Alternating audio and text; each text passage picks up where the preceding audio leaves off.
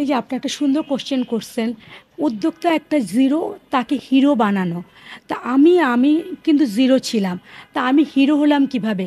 পিছন থেকে কিন্তু আমার কাছে সবচেয়ে যে বড় যে ইয়েটা কনসেপ্টটা মনে হয় যে আমার ফ্যামিলির সাপোর্ট। আমার হাজব্যান্ড বলেন, আমার বাবা বলেন, ভাই বলেন, যেটা বলেন না কেন, একটা মেয়েকে আপনারা যদি সার্বিকভাবে সহযোগিতা না করেন তাহলে কিন্তু একটা মেয়ে দাঁড়াতে পারে না।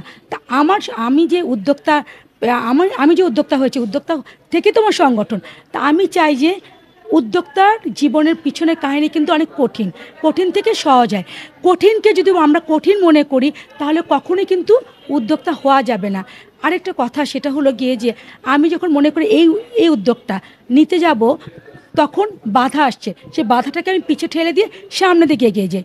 আমি যদি আমার কথা বলি, প্রথম জীবনে আমার জীবনটা কিন্তু মসৃণ ছিল না, মসৃণ করে নিয়েছি।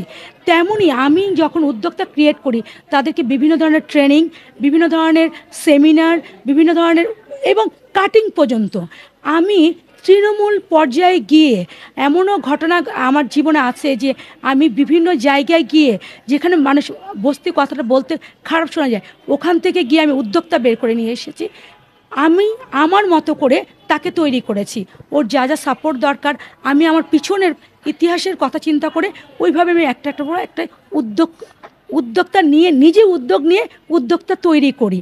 এটাই হলো আমার একটা, এই কনসেপ্টটা আমার সবসময় মাথায় থাকে যে না, একটা উদ্যোগ যদি আমি না নেই, আমার যে ছোট বা বড় সবার মধ্যেই কিন্তু ক্রিয়েটিভিটি আছে, সেগুলোকে তুলে আনাই হলো গিয়ে আমার কাজ।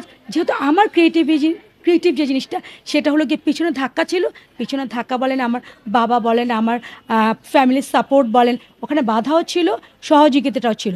তেমনি নতুন যারা উদ্যোক্তা হচ্ছে এবং উদ্যোক্তা নেওয়ার চেষ্টা করছে, আমি তাদের উদ্দেশ্যে বলবো, বাধা থাকবে, যত বাধা থাকবে তত তাদের আশা থাকবে। আপনাদেরকে ভুলে গেলে হবে না যে বাংলাদেশ আমরাই গড়ব এবং নতুন যে নেক্সট জেনারেশন তারাই গড়বে। সুতরাং প্রত্যেকটা ঘরে ঘরে আর কোনো বেকারত্ব না, কোনো নারী আর ঘরে বসে থাকবে না, তার নিজ উদ্যোগে কাজ করবে। তাদের হাতে থাকবে অর্থ। অর্থ কিন্তু অনেক বড় একটা বল, তাই না? এইটাই হলো সবচেয়ে বড় কথা।